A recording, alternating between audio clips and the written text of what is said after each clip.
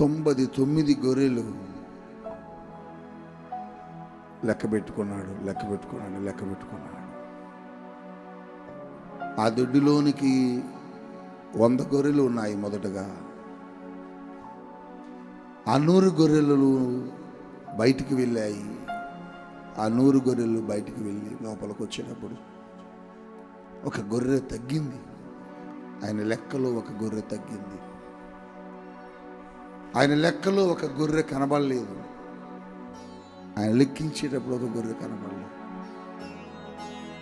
మనమైతే ఏమనుకుంటామంటే పోయిన గొర్రె అదే తిరిగి వచ్చిద్దిలే అనుకుంటాం. కానీ ఆయన అలా అనుకోలేదు. పోయిన గొర్రెను వెతుక్కుంటూ వెళ్ళాడట. మన జేబులో నుంచి ₹1 కాయిన్ కింద పడితే పెద్దగా వెతకం. అదే ₹500 నోటు కింద పడితే వెతుకుతాం. ఎందుకంటే రూపాయి కంటే ₹500 నోటు విలువైంది. దానికోసం వెతుకుతాం. మొన్నటి దినమున నాకు సరిగా గుర్తులేదు, కానీ ఒక సహోదరి, ఒక బిడ్డ, మన సంఘానికి సంబంధించిన బిడ్డ, తన పర్సు పోగొట్టుకుంది. ఆ పర్సులో చాలా ధనం ఉన్నది. ఆ పర్సులో చాలా వాల్యుబుల్ కార్డ్స్ ఉన్నాయి. ఆ పర్సులో చాలా విలువైనటువంటి వస్తువులు ఉన్నాయి. ఫోన్ కావచ్చు, కార్డ్స్ కావచ్చు, ఇంకా వారికి సంబంధించిన విలువైన వస్తువులు చాలా ఉన్నాయి. అది ఎక్కడో కోల్పోయింది, ఎక్కడో పోగొట్టుకుంది. వెతికింది, దొరకలే. దైవజనులకు ఫోన్ చేసి చెబుతూ ఒక చిన్న పిల్ల ఏడ్చినట్టు ఏడుస్తుంది. మమ్మీ ఆమెను ఓదారుస్తున్నారు. ఏం కాదు బిడ్డ అని.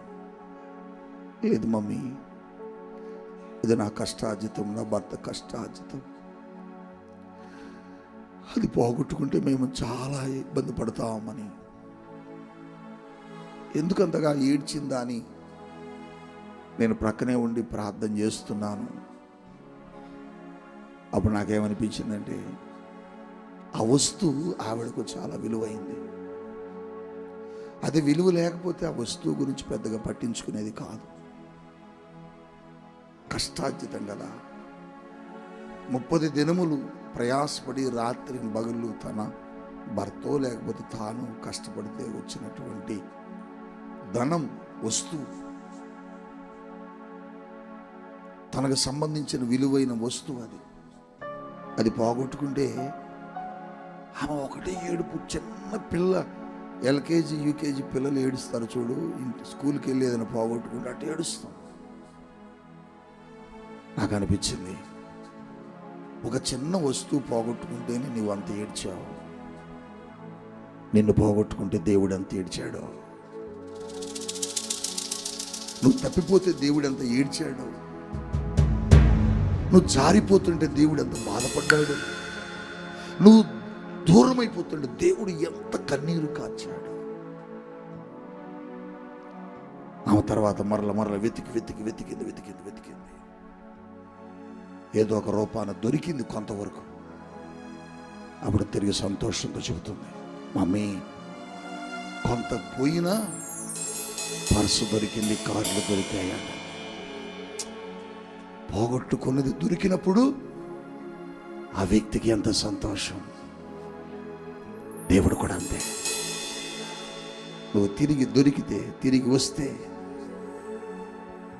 నిన్ను బట్టి కూడా దేవుడు అలాగే సంతోషపడతాడు.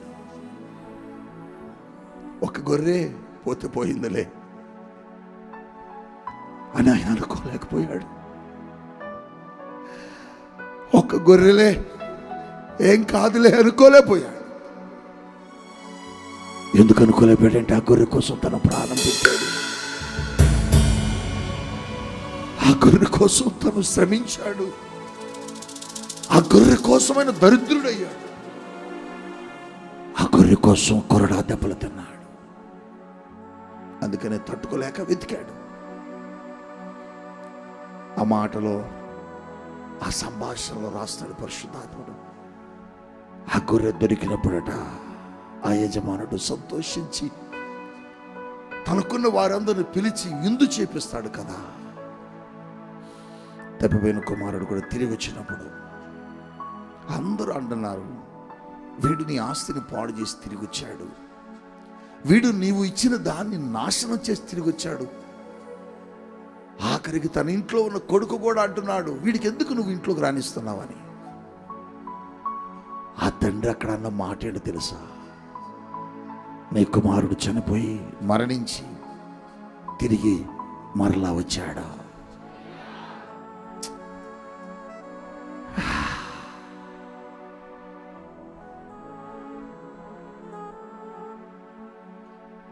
మనం కూడా తిరిగి వచ్చినప్పుడు అలాగే యేసయ్య సంతోషపడతాడు.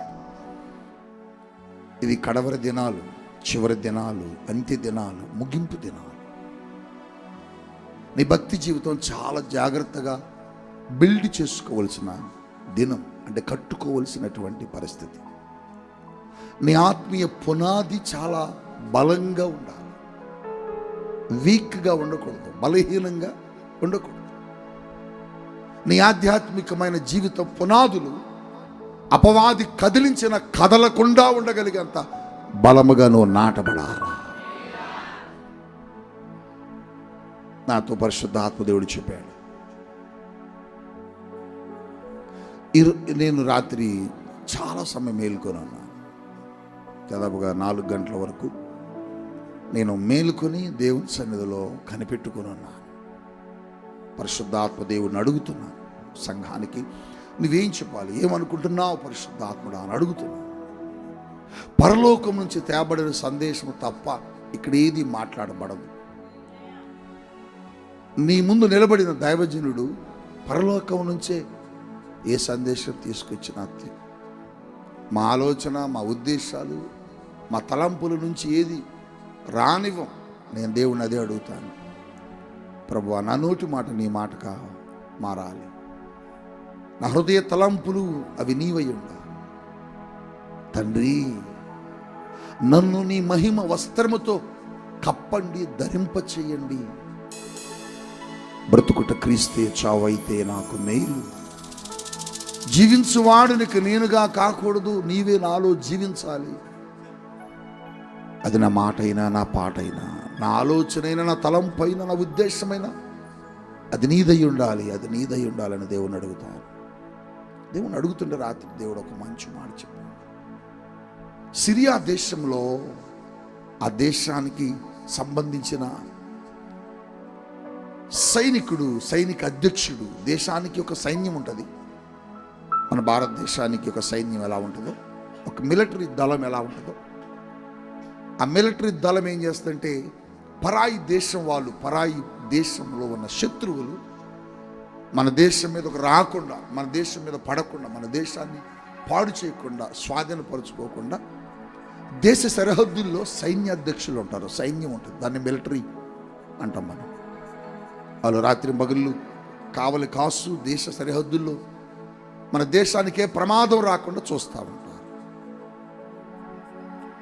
అలాంటిది సిరియా దేశానికి సంబంధించినటువంటి ఒక దేశ సైనిక అధ్యక్షుడు, ఆయన పేరు నయమాను అని మనం రాజుల గ్రంథంలో చదువుతూ ఉంటాం. చాలా యుద్ధ నైపుణ్యత కలిగిన వాడు, చాలా పరాక్రమశాలి, చాలా బలవంతుడు. యుద్ధాన్ని ఎలా చేయాలో, ఎలా జయించాలో శత్రువుని చాలా గొప్ప గొప్ప ప్రణాళికలు కలిగినటువంటి మనుష్యుడు. ఆయన యుద్ధరంగంలో నిలబడితే శత్రువు భయపడతాడు. ఆయన యుద్ధరంగంలో నిలబడితే శత్రువు గజగజలాడతాడు. అటువంటి సైన్యాధ్యక్షుడికి ఒక బలహీనత ఉన్నది. ఆ బలహీనత ఏంటంటే ఆయన శరీరమునకు ఒక జబ్బు ఉన్నది, ఆయన దేహానికి ఒక బలహీనత ఉన్నది. ఆ బలహీనత ఏంటంటే ఆ శరీరమునకు ఒక కుష్టి వ్యాధి బలహీనత. ఆ బలహీనత ఉన్నప్పటికి కూడా ఆయన చూడండి, సైన్యాన్ని సిద్ధపరచటంలో కానీ, శత్రువుని ఎదుర్కోవటంలో కానీ, శత్రువు మీద ప్రణాళికలు వేయటంలో కానీ దిట్ట, అంటే చాలా నైపుణ్యత కలిగినటువంటి మనుష్యుడు. కుష్ఠవ్యాధి అంటే చేయితో కత్తి పట్టలేడు, కుష్ఠవ్యాధి ఎవరి దగ్గరకు వెళ్ళలేడు, మరి ఇంత సైన్యాన్ని ఎలా జయించగలిగాడు అంటే తన ఆలోచనలతో జయించగలిగేవాడు. గట్టిగా హల్లెలూయా. అంటే సైన్యాన్ని అద్భుతంగా తయారు చేసేవాడు, సైన్యాన్ని సిద్ధపరిచేవాడు. అటువంటి వాడికి ఒక బలహీనత. ఒకసారి ఇజ్రాయెల్ దేశం మీద ఆయన పడి ఆ దేశంలో ఉన్న వాళ్ళు చాలామందిని పాడు చేసి నాశనం చేసి అక్కడి నుంచి ఒక చిన్న దాన్ని తీసుకుని వచ్చాడని మనం చదువుతాం. చాలా చిన్న పిల్ల, కిడ్, చాలా చిన్న వయసు కలిగినటువంటి అమ్మాయి. ఈ అమ్మాయి ఇంట్లో పెరుగుతుంది, తనకు పరిచర్య చేస్తుంది, తనకు ఏది కావాలో అది ఇస్తుంది, తన భార్యకు కూడా ఏది కావాలో అది ఆ ఇంట్లో సమకూరుస్తుంది. ఒకరోజు చూసింది తన యజమానుడుకున్న స్థితి, తన యజమానుడుకున్న పరిస్థితి గమనించి తన భార్యతో చెబుతుంది, తన యజమానురాలతో చెబుతుంది, నా యజమానుడుకున్న బలహీనత, నా యజమానుడుకున్న వ్యాధి, నా యజమానుడుకున్న రోగం పోవాలంటే మా దేశంలో ఒక ప్రవక్త ఉన్నాడు. గట్టిగా హల్లెలూయా. మా దేశంలో ఒక ప్రవక్త ఉన్నాడు. ఆ ప్రవక్త దగ్గరికి వెళితే ఆయన ప్రార్థన చేస్తే నీ భర్త, నా యజమానుడు స్వస్థత పొందుకుంటాడు. బా, ఎప్పుడైతే ఆ మాట చెప్పిందో ఆ మాట ఆయన విన్నాడు. మనమైతే ఏం చేస్తామంటే, చిన్నపిల్లవి నీకేం తెలుసు, నీకు అసలు సరిగా వయసే రాలేదు, నీకు ఇంత ఆలోచన ఎలా వచ్చింది, వట్టిదే నువ్వు చెప్పేయన్ని అబద్ధంలేని మనం కొట్టేస్తాం, త్రోసేస్తాం. కానీ ఆయన ఏం చేశాడంటే విన్నాడు, విశ్వసించాడు, నమ్మాడు. నమ్మి ఆయనతో పాటుగా ఒక వ్యక్తిని తీసుకొని రాజు దగ్గర అనుమతి తీసుకొని ఆ చిన్నది ఏ దేశంలో ప్రవక్త ఉన్నాడని చెప్పారో ఆ దేశానికి వచ్చి ఆ దేశంలో ఉన్న ప్రవక్తను కలిశాడు. ప్రవక్త ఏమో ఇంటి లోపల గదిలో ఉన్నాడు. ఆ ప్రవక్త దగ్గర ఒక శిష్యుడు ఉన్నాడు. ఆయన వచ్చి అంటున్నాడు, దైవజనుడిని బయటకు రమ్మనండి. దైవజనుడు వచ్చి నా మీద చేతులుంచి ప్రార్థిస్తే నేను బాగుపడతానని విశ్వాసంతో వచ్చాను, నమ్మకంతో వచ్చాను. దయచేసి మీ దైవజనుడు వచ్చి నాకు ఒక ప్రేయర్ చేయమనండి, ప్రార్థన చేయమనండి అని చెప్పినప్పుడు లోపల ఉన్న దైవజనుడు చూడండి, వచ్చినది సైన్యాధ్యక్షుడు, వచ్చినది బలమైనటువంటి వ్యక్తి. ఒక దేశం తరపు నుంచి, ఒక దేశం నుంచి ఒక పత్రం తీసుకొని, అధికారం కలిగినటువంటి ఒక కాగితాన్ని, ఒక పత్రాన్ని తీసుకొని, ఒక లెటర్ తీసుకొని వచ్చాడు. ఆయన దైవజనుడు అంటున్నాడు, తన శిష్యుడితో కబురు చేస్తున్నాడు. ఏమనంటే, అతన్ని మన దేశంలో ఉన్న యోర్దాను నదిలోనికి వెళ్ళి 7 మార్లు మునగమను, ఆయనకు స్వస్థత వచ్చేది పోమని అన్నాడు. దైవజనుడు బయటకు రాలే. మీరేమనుకుంటారు? దైవజనుడికి ఎంత కోపం, దైవజనుడికి ఎంత పొగర, దైవజనుడికి ఎంత అహంకారం, దైవజనుడికి ఎంత ధీమా. మేము వెళ్తే కలవలేదా? ఐఎమ్ సుపీరియర్, నేను చాలా అధికారిని, నేను గొప్ప వ్యక్తిని, ధనము గలవాణ్ణి, పేరు గలవాణ్ణి, నాయకుడిని, లేకపోతే నేను డబ్బు గలవాణ్ణి. దైవజనుడు ఆయన వస్తే కలవలేదా? కలవలేదు. అక్కడ మరి మనం ఏం చేద్దాం? ఆయన శిష్యుడు వచ్చి చెప్పాడు, బాబు మా ఊర్లో ఉన్న యోర్దాను నది ఉంది, అందులోకి వెళ్ళి మునుగువాయా. కోపం వచ్చింది. నేను దేశ సైన్యాధ్యక్షుడిని, నేను వస్తే నువ్వు రావా? నీవు వచ్చి నా మీద చేతులుంచి ప్రార్థిస్తావు, నేను స్వస్థత పొందుతాను అనుకొని నేను వస్తే నువ్వేంటి ఇలా చెప్పావు? నువ్వు చేస్తే అంత, చెయ్యకపోతే అంత, నువ్వు కలిస్తే అంత, కలవకపోతే అంత. మీరు అంటారు కదా అప్పుడప్పుడు, డాడీ కలవలేదు, మమ్మీ కలవలేదు, ప్రార్థన చేయలేదంటే వాళ్ళు చేస్తే అంత, చేయకపోతే అంత. రాకపోవడానికి, కలవకపోవడానికి కారణాలు ఉంటాయి, కానీ మీకు తెలియవు. జ్ఞానము గలవాడైతే ఆలోచన చేయగలుగుతాడు. హల్లెలూయా చెప్పండి. రాలేదు, కోపం వచ్చింది, దీనికి బాధేసింది, దుఃఖం అనిపించింది, పద అని తన దాసుని సైగ చేశాడు. రథం తిప్పన్నాడు. రథం తీసుకుని తిరిగి వెనక్కి వెళ్ళిపోతున్నాడు. ఆయన ఏమనుకుంటూ వెళ్తున్నాడంటే, మా దేశంలో యోర్దాను కంటే గొప్ప నదులు లేవా? మా దేశంలో యోర్దాను కంటే శ్రేష్టమైన నదులు ఉన్నాయి. అక్కడ మునగలేనా? ఇక్కడికి వచ్చి ఈ నదిలో మునగాల? పద అని రథాన్ని తిప్పమంటే తన దాసుడు రథం తోలుకుంటూ పరిగెత్తుకుంటూ వెళ్తాడు. కొద్ది దూరమై వెళ్ళిన తర్వాత ఇంక రథం ఆ దేశ బోర్డర్లోకి వెళ్తుంది, దాటిపోతుంది. కొద్దిగా కొంత ప్రయాణం చేస్తే ఈ దేశం దాటి వాళ్ళ దేశంలోకి వెళ్ళిపోతారు. అక్కడ తన దాసుడు ఒక మాట మాట్లాడుతున్నాడు. రాజుల గ్రంథం చూద్దామా? అయితే 2 రాజుల గ్రంథం 5వ అధ్యాయము 13వ వచనం చదువుదాం. అయితే అతని దాసులలో ఒకడు వచ్చి నాయనా ఆ ప్రవక్త ఏదైనా ఒక గొప్ప కార్యము మీ దేశానికి వెళ్ళి చేయవయ్యా అని గనక అంటే నువ్వు చేయవా? అయితే చూడు, ఎందుకైనా కోపడుతున్నావు? లిజన్, నా వైపు చూడాలి. ఎందుకైనా నువ్వు ఆవేశపడ్డావు? ఎందుకైనా నీకంత కోపం వచ్చింది? వింటున్నారా అబ్రాం గారు? వింటున్నారా? ఎందుకు నీకంత కోపం వచ్చింది? ఆయన ఏమన్నాడు? నీళ్ళల్లో మునగమన్నాడు. ఒకవేళ మన దేశంలోకి వెళ్ళి ఒక గొప్ప కార్యం చెయ్యి, అన్నదానం చెయ్యి, గుడులు కట్టించు, గోపురాలు కట్టించు, బంగారం పంచు, వెండి పంచు, డబ్బు దానం చెయ్యి అన్నట్టు నువ్వు చెయ్యవా? చేస్తావు. అవి చేయమనలేదు ఆయన, అవేమి చేయమనలేదు కదా. ఆయన కేవలం ఏం చేయమన్నాడంటే నీళ్ళల్లో స్నానం చేయమన్నాడు, అంతే. దేవునికి స్తోత్రం చెప్పండి. ఆయన ఏం చేయమన్నాడు? నీళ్ళలో స్నానం చేయన్నాడు, అంతే. దానికోసమే నీ కోపం వచ్చిందా? దాన్ని బట్టే నువ్వు ఇంత ఇదిగా అయిపోయావా?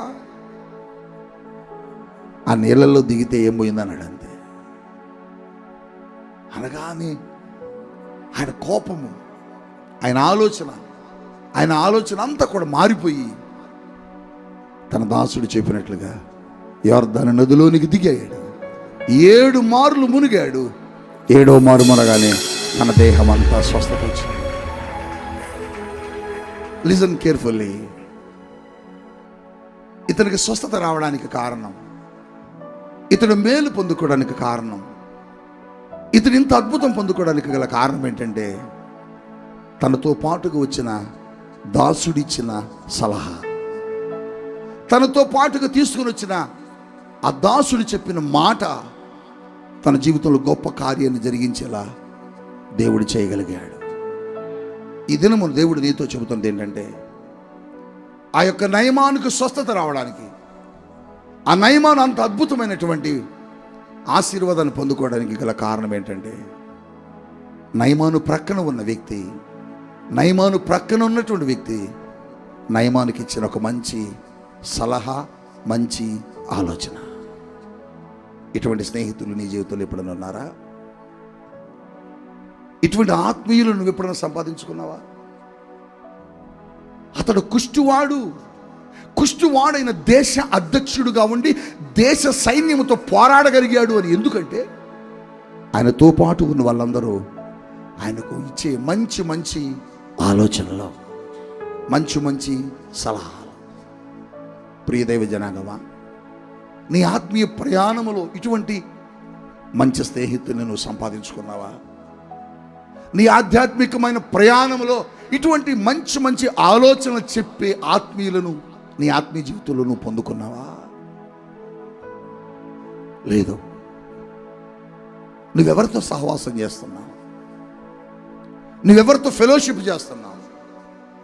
నీ స్నేహితులు ఎలాంటి వాళ్ళు? నీ ప్రక్కన ఉన్న వాళ్ళు ఎలాంటి వాళ్ళు? నీకు సలహాలు ఇస్తున్న వాళ్ళు ఎలాంటి వాళ్ళు? నిన్ను నడిపిస్తున్న వాళ్ళు ఎలాంటి వాళ్ళు?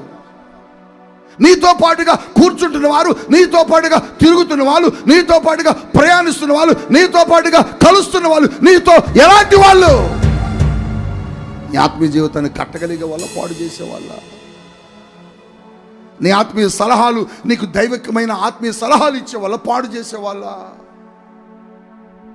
నయమాను సక్సెస్ అవ్వడానికి, నయమాను అద్భుతం పొందుకోవడానికి, నయమాను స్వస్థత పొందుకోవడానికి, నయమాను అద్భుతమైన కార్యాన్ని దేవుని సన్నిధిలో పొందుకోవడానికి గల కారణం నయమాను కలిగి ఉన్న గొప్ప స్నేహితుడు, గొప్ప సలహాదారుడు. ఇదేనా పరిశుద్ధాత్మ దేవునికి చెబుతున్నాడు. నీ ఆత్మీయ జీవితంలో ఇలాంటి వ్యక్తులను నువ్వు సంపాదించుకోవాలి, ఇటువంటి వ్యక్తులను పొందుకోవాలి, ఇటువంటి వ్యక్తులు సహవాసాన్ని నువ్వు కోరుకోవాలి. నీ క్షేమాన్ని కోరేవారిని, నీ లాభాన్ని కోరేవారిని, నీ యోగక్షేమాలను కోరేవారిని, నీ ఆత్మీయ జీవితం అభివృద్ధి చెందాలని కోరేవారిని నువ్వు ఉన్న స్థితి నుంచి ఉన్నతమైన స్థితికి వెళ్ళాలని కోరుకునే వ్యక్తులతో నువ్వు సహవాసము, సంఘములో కావచ్చు, బయట కావచ్చు, సమాజంలో కావచ్చు, బంధువుల దగ్గర కావచ్చు, నువ్వు చేయాలి. నీ స్నేహితులు ఎలాంటి వాళ్ళు? నీ స్నేహితుల ద్వారా నీ ప్రార్థన జీవితం తగ్గిందా, పెరిగిందా? నీ స్నేహితులు ఎలాంటి వాళ్ళు? నీ స్నేహితులను బట్టి నీ ఆత్మీయ జీవితం పెరిగిందా, తగ్గిందా? నీ స్నేహితులు ఎలాంటి వాళ్ళు? నీ ఆత్మీయ జీవితం పతనమైందా, అభివృద్ధి చెందిందా? నీ స్నేహితులు ఎలాంటి వాళ్ళు? నీ సాక్ష్యము వారిని బట్టి పాడైపోయిందా, లేకపోతే వారిని బట్టి ఇంకా అభివృద్ధి చెందిందా?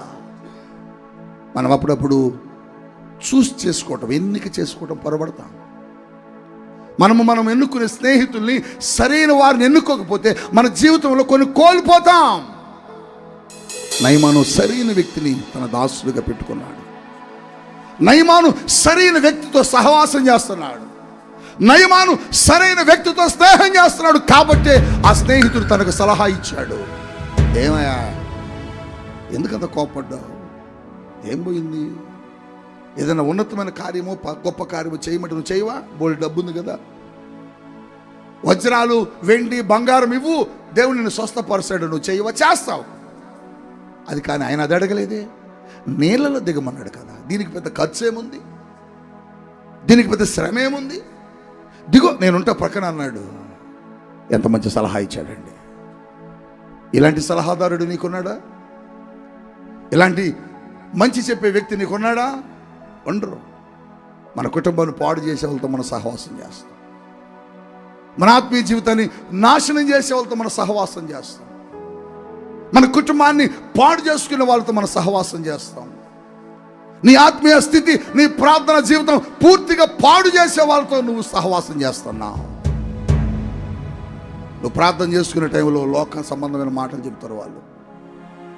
నువ్వు దేవాలయానికి వెళ్ళి, మందిరంలోకి వెళ్ళే సమయంలో ఎందుకులే, ఈ సమయంలో వెళ్ళకపోతే ఏం కాదులే, పర్వాలేదులే అంటారు. నీ ఆత్మీయ స్థితి ఎక్కడో డ్యామేజ్ అవుతుంది, పాడైపోతుంది, పతనం అవుతుంది. కబడ్దార్. పరిశుద్ధాత్ముడు నిన్ను హెచ్చరిస్తున్నాడు ఈ దినమున. నీ స్నేహితులు నీ ప్రార్థన జీవితాన్ని పాడు చేస్తున్నారు. నువ్వు సహవాసం చేసే వ్యక్తులు నీ ఆత్మీయ స్థితిని కిందికి లాగుతున్నారు. నీకు తెలియడం లేదు వాళ్ళు వేసిన పన్నాగం. మనకు తెలియదండి. మన పక్కనున్న వాళ్ళు ఎందుకు ఆ సలహా ఇస్తారో మనకు అంత అర్థం కాదు. ఎందుకంటే మనం తెలుసుకోలేము.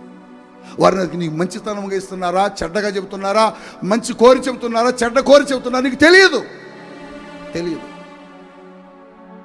తెలియదు నీకు మంచి మంచి మంచి చెప్పేవాళ్ళు మాటలు ఎలా ఉంటాయంటే కరుగ్గా ఉంటాయి. చెడు చెప్పేవాడు మాటలు ఎట్లుంటాయండి? సంతోషంగా ఉంటాయి. మనకు మంచి చెప్పేవాడు మాటలు మనం తొందరగా వినం. ఏంటంటే చెప్పాడు పాస్టర్ గారు, ఎందుకులే అంట. బయటికి ఇలాగ చెబుతారు, ఆయన అట్టే చెబుతారులే అంట. ఇటువంటి వాళ్ళతో నువ్వు సహవాసం చేస్తున్నావా? నీ ఆత్మీయ స్థితి నీ కిందకి లాగేస్తారు. అపవాదికి తెలుసు నువ్వు ఎవరు చెప్పితే మెల్ట్ అయిపోతావు. అపవాదికి తెలుసు. అపవాదికి తెలుసు ఆదాము ఎవరు చెప్పితే బెండ్ అవుతాడు. అందుకని ఆదాము దగ్గరకు రాలే అపవాది, ముందుగా హవ్వ దగ్గరకు వచ్చాడు. హవ్వతో చెబుతున్నాడు, నీ దేవుడు చెప్పింది అబద్ధం, నీ దేవుడు మీకు చెప్పింది మోసం. లేదు, మేము ఆ పండు తినం, ఆ పండు తినొద్దని మా యేసయ్య చెప్పాడు. పిచ్చి మొహమా, ఆ పండు తింటే నువ్వు ఆయన కంటే గొప్పవాడు అవుతావని ఆయన చెప్పాడు. అంతే, తిను. ఎవరి మీద చెబుతున్నాడు? దేవుడి మీదే చెబుతున్నాడు. నీ ప్రక్కన ఉన్న వాళ్ళు నీకు అలాగే చెబుతారు. ఎందుకు తెలుసా? నువ్వు కూడా వారిలో పాడైపోవాలి కాబట్టి. నీ ఆత్మీయ స్థితి ఉన్నతంగా ఉన్నది, గొప్పవాడిగా ఉన్నావు. సంఘంలో ఒక ఆశీర్వాదకరమైన స్థలంలో దేవుడు నిన్ను పెట్టాడు. ఆ స్థాయి నుంచి, ఆ స్థితి నుంచి, ఆ స్థానం నుంచి నిన్ను లాగాలి కదా. లాగాలి కదా. ఎక్కడున్నారు వీళ్ళు? దేవునితో సహవాసం చేస్తున్నారు. వీళ్ళ స్నేహితుడు ఎవరు? దేవుడే. దేవుడే వాళ్ళ స్నేహితుడు. ఉదయం వస్తున్నాడట, మధ్యాహ్నం వస్తున్నాడట, సాయంత్రం వస్తున్నాడు, అసలు ప్రతిసారి వస్తున్నాడట. ఎవరైనా యేసయ్య. ఎక్కడికి? తోటలోకి. ఎవరి దగ్గరికి? వీళ్ళిద్దరి దగ్గరకు వచ్చి మాట్లాడుతున్నాడట. ఎలా ఉన్నావు యాదవ్? బాగున్నాం బ్రవ్వ. అమ్మ హవ ఎలా ఉన్నావు? How are you? Fine fine daddy. ఎలా జీవిస్తున్నారు, ఏంటి పాటలు పాడుతున్నారు అన్ని కనుక్కున్నాడు. ఓకే అన్నాడు, వెళ్ళిపోతున్నాడు. వీళ్ళ స్థానం ఎక్కడంటే దేవునితో సహవాసం చేసే అనుభవం కలిగిన వాడు ఓర్చుకోలేకపోయాడు. వాడు ఓర్చుకోలేక ఏం చేశాడంటే ఈ సహవాసాన్ని పాడు చేయాలని తప్పుడు సలహా ఇచ్చాడు. తప్పుడు మాట వాళ్ళ చెవులు విత్తాడు. విత్తి ఏం చేశాడు? నువ్వు తిను, నీకేం కాదు. తిన్నారు. తినగానే వాళ్ళ మీద ఉన్న మహిమ కోల్పోయారు. దేవుడు వచ్చాడులో తోటలోకి వచ్చి, ఆదామా, ఓ ఆదామా, ఓ హవ్వా, లేరు. ఎక్కడికి వెళ్ళారా అని చూస్తే చెట్టు చాటును జాక్కొని, అయ్యా అని వీడు రాకు అంటున్నారు. రోజు మీరే ఎదురొచ్చేవాళ్ళు. రోజు నేను రాక మునిపే ఎప్పుడొస్తావు అని ఎదురు చూసి నాకు ఎదురొచ్చారు. ఇప్పుడు దాక్కున్నారు. అయ్యా మా మీద వస్త్రాలు లేవు. ఎవరు చెప్పారు మీకు ఈ మాట? వాడు చెప్పాడా? అవునయ్యా, నేను వినొద్దని చెప్పాను కదా.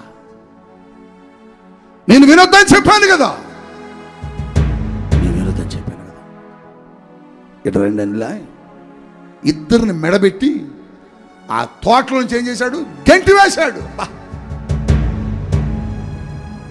అలాంటి సహవాసం పోయిందండి. కేవలం ఒక మాట, ఒక చెడ్డ సలహా, ఒక చెడ్డ వ్యక్తి ఇచ్చిన ఆలోచన వారి ఆత్మీయ స్థితిని ఎక్కడ తీసుకెళ్ళిందంటే దేవుని స్థానము నుంచి లోకంలోకి లాక్కొచ్చేసింది. ఈరోజు దేవునితో మాట్లాడుతున్నాడు. నీ స్నేహితులు ఎలా ఉన్నారు? నీ పక్కన ఉన్న వాళ్ళు ఎలా ఉన్నారు? నీ ఆధ్యాత్మిక స్థితిని లాగేవారిగా ఉన్నారా, పైకెత్తేవారుగా ఉన్నారా? పరిశుద్ధాత్మ దేవుడు నిన్ను అడుగుతున్నాడు, ఎలాంటి స్నేహితులతో సహవాసం చేస్తున్నావు? ఎలాంటి వ్యక్తులతో నీ సహవాసం నడుస్తుంది? అదిగో దేవుని సేవకుడు ఆ నయమాను దేవుని సేవకుడు చెప్పిన మాట ముందుగా వెళ్ళా. ఆ తర్వాత తన దాసుడు తనని బలపరుస్తున్నాడే. ఎందుకయ్యా కోపం? నేను చెప్తా ఇట్లేను, దిగు అన్నాడు. ఎంత మంచి ఆలోచన ఇచ్చాడు, ఎంత మంచి సలహా ఇచ్చాడు అబ్రహాం గారు.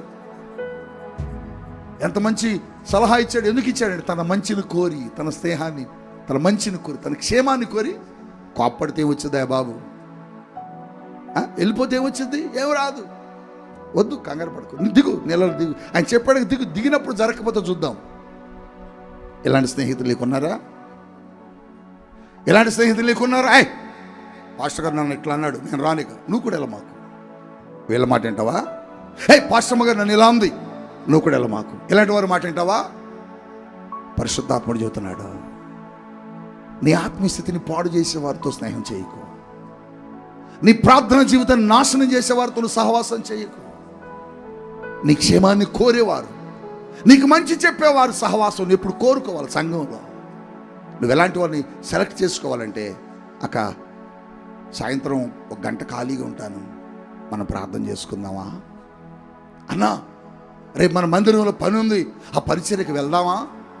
మనం దేవుని పని చేద్దామన్నా, మన ఆత్మీయంగా కట్టుకుందామన్నా, మనం ప్రభు రాకడలో ఎత్తబడే వారిగా ఉందామన్నా అనే వారితో చేస్తున్నావా? ఇట్లా చెబుతారులే, ఏముండదు, ఆయన వచ్చేది లేదు, పెట్టేది లేదు, నాకు తెలుసు అంటారు. సాతానుడు ఎలా మోసం చేస్తాడో మీకు చెబుతాను. వాడు చాలా తెలివిగలవాడు. ఎంత తెలివిగలడో చెబుతాను. లోకంలో ఉన్న వాళ్ళతో వాడు వచ్చి నీతో మాట్లాడు ఎప్పుడు కూడా. ఎందుకంటే వాళ్ళు చెబుతా నువ్వేమంటావంటే, నీ స్థితి బాగలేదు, నువ్వు చెప్పితే నేను విన్నంటావు. వాడు ఎంత టాక్టిక్స్గా చేస్తాడంటే, వారి లోపల పాపం ఉంటుంది, పైకి మాత్రం భక్తిగా కనపడతారు చూడు, అలాంటి వాళ్ళతో చెప్పిస్తాడు. ఈ అక్క చెప్పిందంటే కరెక్ట్ అయి ఉంటుంది, ఎందుకంటే అక్క చాలా ప్రార్థన పరుడు. ఈ అన్నయ్య చెప్పాడంటే కరెక్ట్ అయి ఉంటుంది, అన్నయ్య చాలా ప్రార్థన పరుడు అని నువ్వు అనుకుంటావు. కానీ వాళ్ళ హృదయంలో పాపము, వాళ్ళ హృదయంలో దేవునికి వ్యతిరేకమైన కార్యాలు ఉంటాయి. అటువంటి వాళ్ళతోని అపవాది నీతో చెబుతాడు, నీ గురించి నిన్ను పతనం చేయడానికి, నిన్ను నాశనం చేయడానికి, నీ ఆత్మస్థితిని కిందకి లాగడానికి, నీ జీవితాన్ని పాడు చేయడానికి. కారణం ఏంటి తెలుసా? నువ్వు వాళ్ళకంటే గొప్ప స్థానంలో ఈ మందిరంలో ఉన్నావు. నువ్వు వాళ్ళకంటే గొప్ప ఉన్నతమైన స్థితిలో ఈ పరిచర్యలో ఉన్నావు. నీ భక్తి జీవితం వాళ్ళకంటే గొప్పగా ఉన్నది. నీ ప్రార్థనా జీవితం వాళ్ళకంటే గొప్పగా ఉన్నది. అందుకని సాతానుడు వారి ద్వారా నిన్ను శోధిస్తాడు, నిన్ను లాగుతాడు, నిన్ను బయటపడేస్తాడు. చెప్పాడు, లాగేశాడు, బయటికి నెట్టేదాకా ఉన్నాడు తోట దగ్గర. నెట్టాకే కాడు లేడు. వాడు వచ్చిన పని అయిపోయింది. తర్వాత ఎతుకులాడితే దొరకలే, కనపడలే. ఎందుకంటే వాడి పని అది, వాడి యొక్క ఆలోచన అది. ఒకవేళ నీవు చేస్తున్న సహవాసం కూడా అలాగే ఉందేమో. నీ స్నేహితులు, నీ యొక్క ప్రక్కన ఉన్నవారు నీ ఆత్మీయస్థితిని పాడు చేస్తున్నారేమో. అందుకని ప్రియ సంగమా, నువ్వు ఆలోచించుకో. నీ స్నేహితులు ఎవరు? నీ సహవాసంలో నువ్వు ఎలాంటి వాళ్ళతో ఉంటున్నావు, ఎలాంటి వాళ్ళని కోరుకుంటున్నావు? నయమాను స్వస్థత పొందటానికి కారణం తనకిచ్చిన మంచి సలహా, తన దాసుడు చెప్పిన మాట. ఎలాంటి దాసులతో సహవాసం చేయి, ఇలాంటి వ్యక్తులతో సహవాసం చేయి, ఇలాంటి కుటుంబాలతో సహవాసం చేయి, ఇలాంటి మనుషులతో సహవాసం చేయి. బైబిల్ గ్రంథంలో దేవుని యొక్క రాజ్యంలో పని చేసిన రాజులు చాలామంది ఉన్నారు. సొలొమోను కుమారుడు రెహబాము. సొలొమోను చాలా భక్తిగా పెరిగాడు, చాలా గొప్పగా పెరిగాడు, చాలా దేవుని చేత ఆశీర్వదించబడ్డాడు. కానీ చివరి దశకు వచ్చినప్పటికీ దేవునికి వ్యతిరేకంగా నడిచాడు. దేవునికి ఉన్నతమైన మందిరాన్ని కట్టాడు సొలొమోను. దేవుని ఘనతను తీసుకొచ్చాడు సొలొమోను. ఆయన కట్టిన మందిరాన్ని చూడటానికి షేబ దేశం నుండి ఒక రాణియే వచ్చి ఆ మందిరాన్ని చూసి తరించి ఆనందించిందట. అంత గొప్ప జ్ఞానము కలిగిన వాడు సొలొమోను. ఆయన కాలంలో చివరికి వచ్చినప్పటికీ విగ్రహారాధికుడు అయిపోయాడు. ఎంత బాధ! దేవునికి మందిరం కట్టినటువంటి ఒక వ్యక్తి దేవునికి ఒక అద్భుతమైన మందిరాన్ని నిర్మించి, ఈ మందిరంలోకి నువ్వు రా ప్రభువా, ఇక్కడ మేము చేసే ప్రార్థనలు విని మమ్మల్ని ఆశీర్వదించాలి, నీ ప్రజలను దీవించాలని ఎంతో గొప్పగా కోరుకున్న అద్భుతమైనటువంటి ప్రార్థనా వీరుడు, జ్ఞానము కలిగిన వాడు, దేవుని మందిరాన్ని కట్టినటువంటి ఒక గొప్ప వ్యక్తి ఆఖరికి విగ్రహారాధికుడు అయిపోయాడండి. ఆ మాటలు చదివితే ఏడుపు వచ్చింది. ఒక మందిరం కట్టినోడు విగ్రహారాధికుడు అవడం ఏంటి?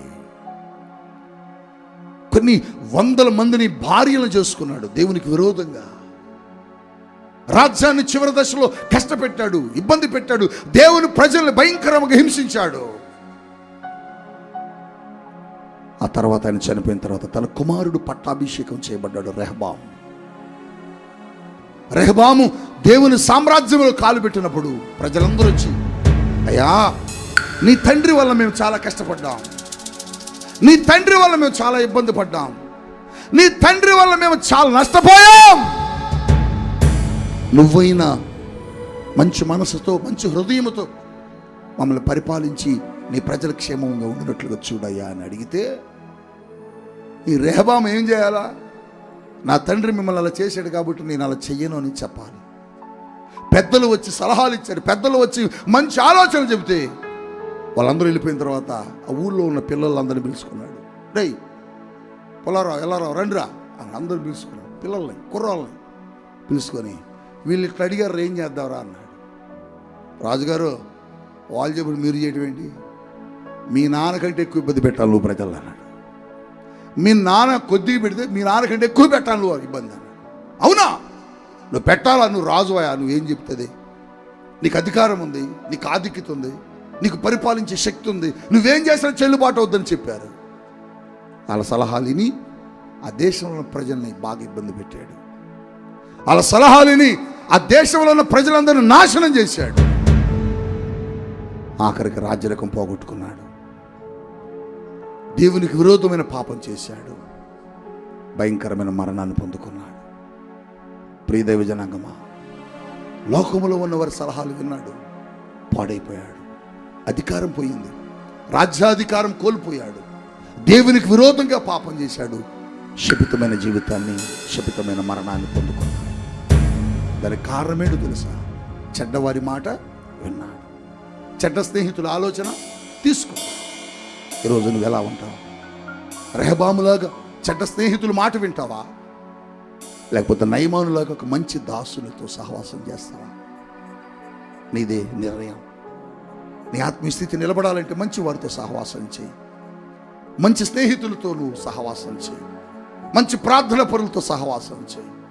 అపవాది ఎప్పుడు ఏమనుకుంటాడంటే నువ్వున్న స్థితి నుంచి నేను కిందికి లాగాలని చూస్తాడు. నువ్వున్న సింహాసనం మీద నుంచి నేను కిందికి లాగాలని చూస్తాడు.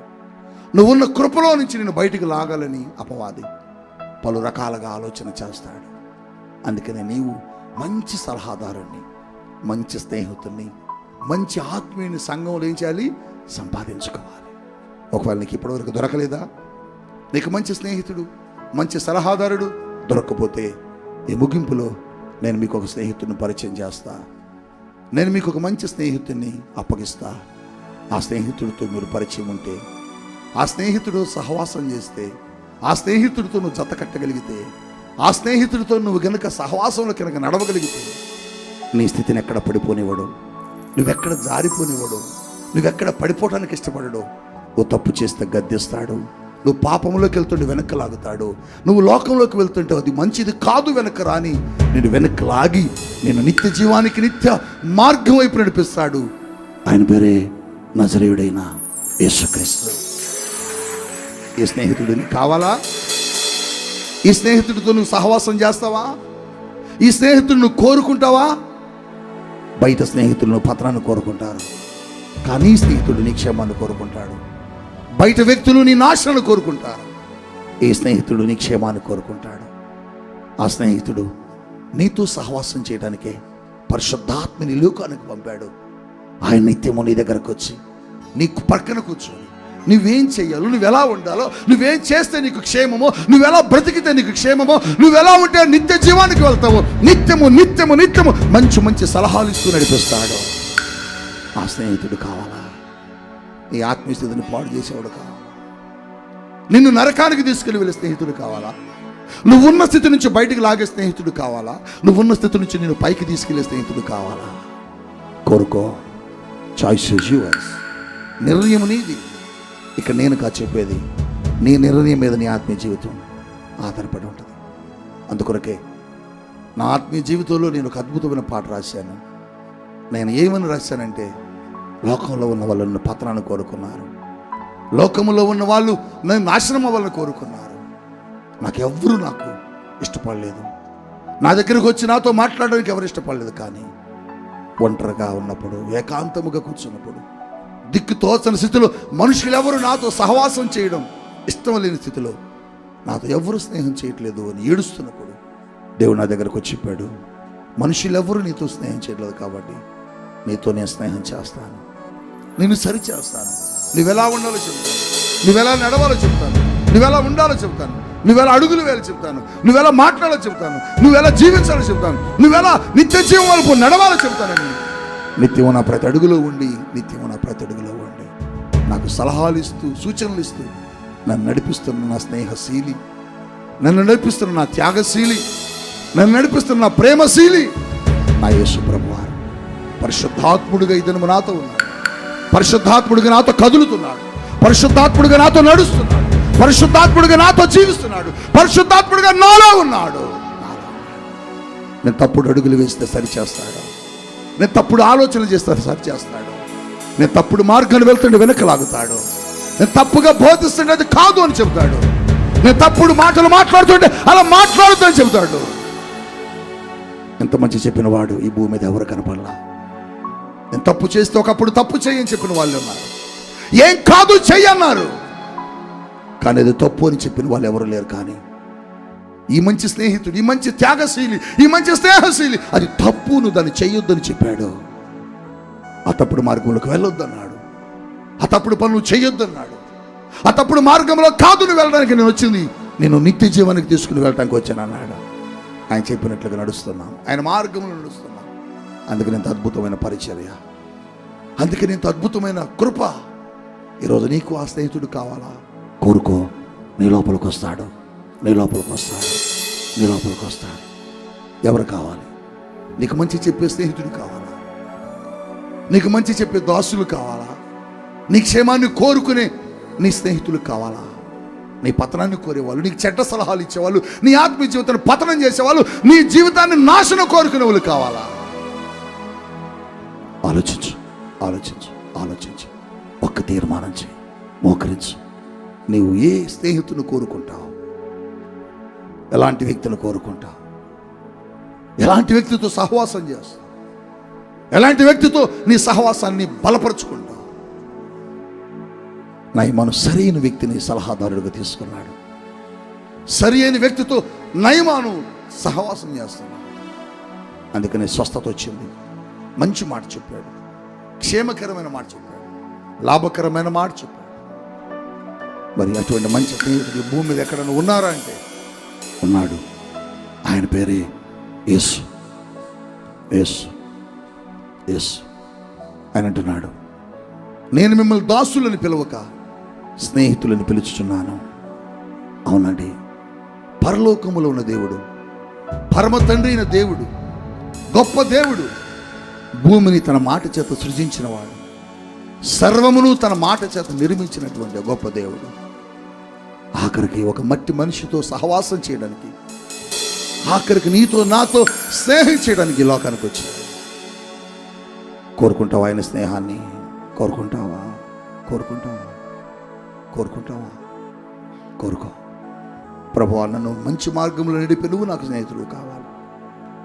చెడ్డవారు చెడ్డ ఆలోచనలు చెబుతున్నారయ్యా, నా ఆత్మీయ స్థితిని పతనం చేయాలని.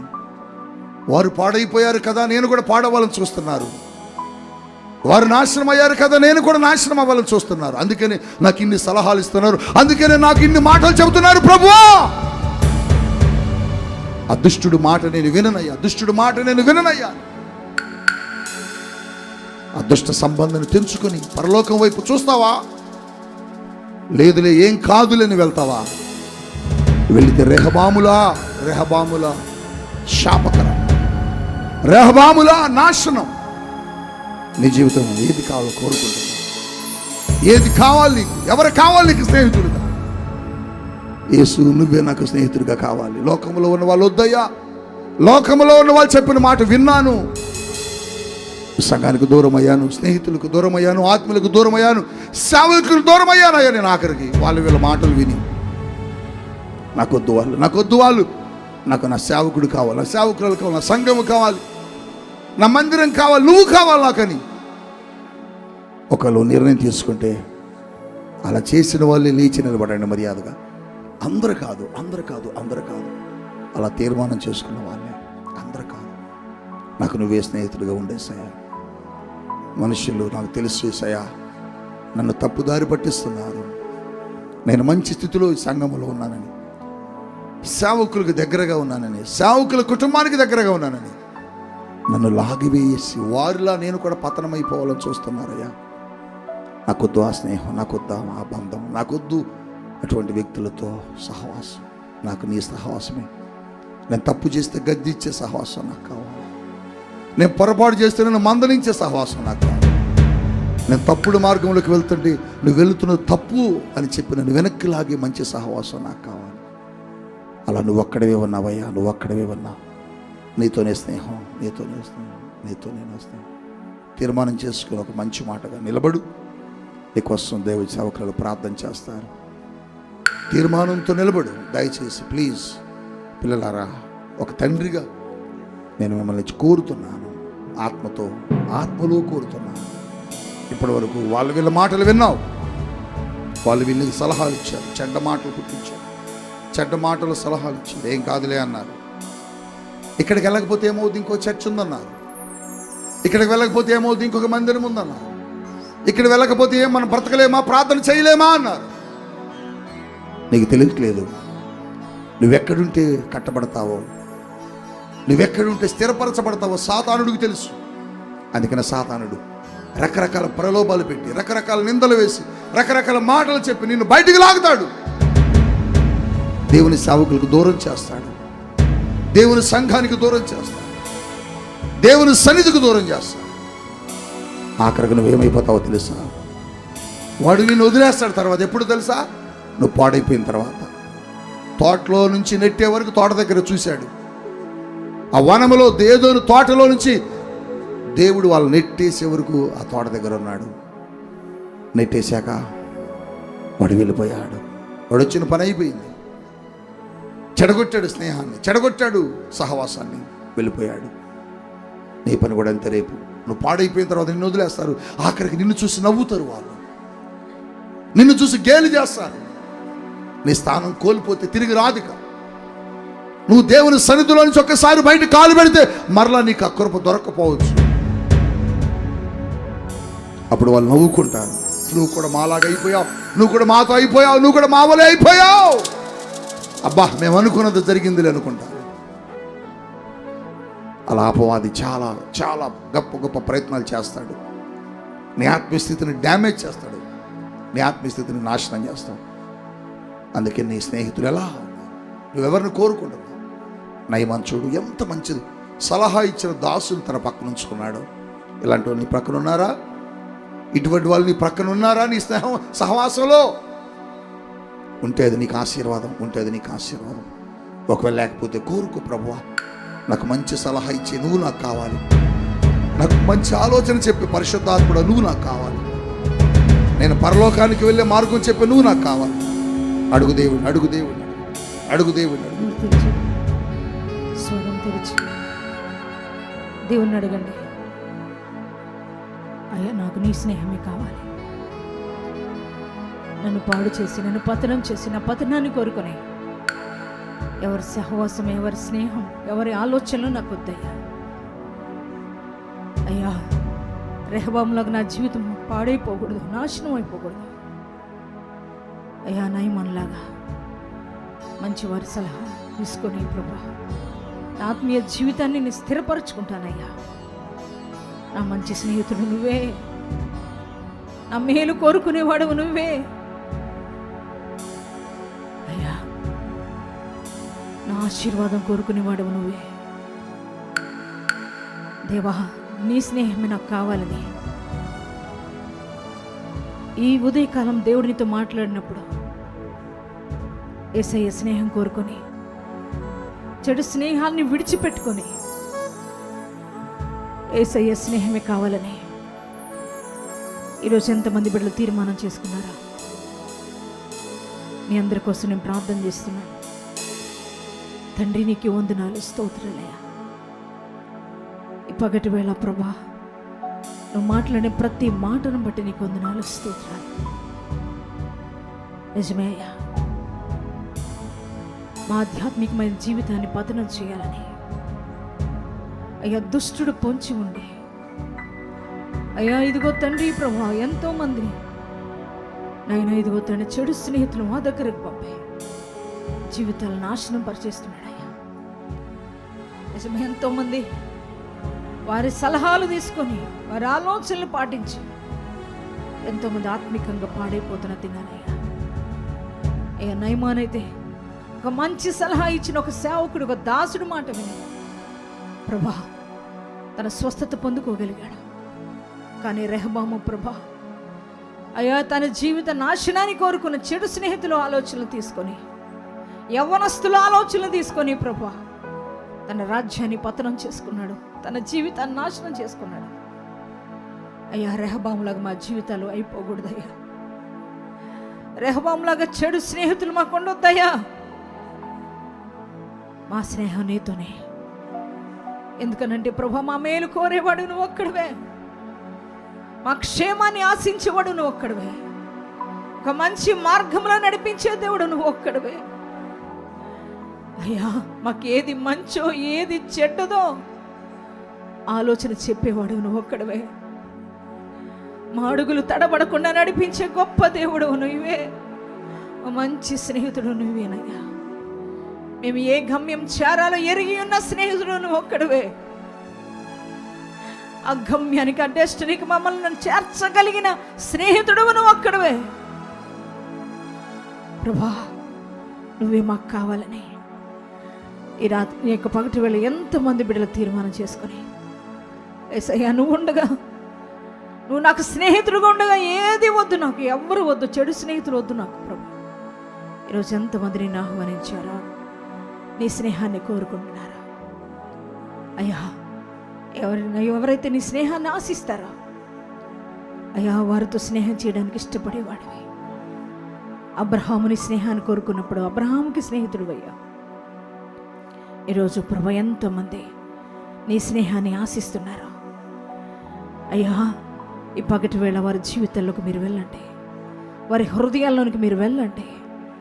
ఆ మంచి స్నేహితుడా, పరిశుద్ధాత్ముడా, మాతో ఉండండి, మాలో ఉండండి, మమ్మల్ని మంచి మార్గంలో నడిపించి, అయ్యా ఇదిగో తండ్రి, నీ కృపకు మేము దూరం కాకుండా, నీ కృపను ఎవరు పోగొట్టుకొనకుండా, నువ్వు ఇచ్చిన ఆశీర్వాదాన్ని దుర్వినియోగం చేసుకోనకుండా, అయ్యా నువ్వు ఇచ్చిన సలహాలు పాటిస్తూ, నీతో స్నేహం చేస్తూ, అయ్యా మా కోసం సిద్ధపరిచిన రాజ్యంలో చేరే కృప, భాగ్యము, ధన్యత మా అందరికీ దయచేయమని యేసు నామములో ప్రార్థిస్తున్నాం తండ్రి.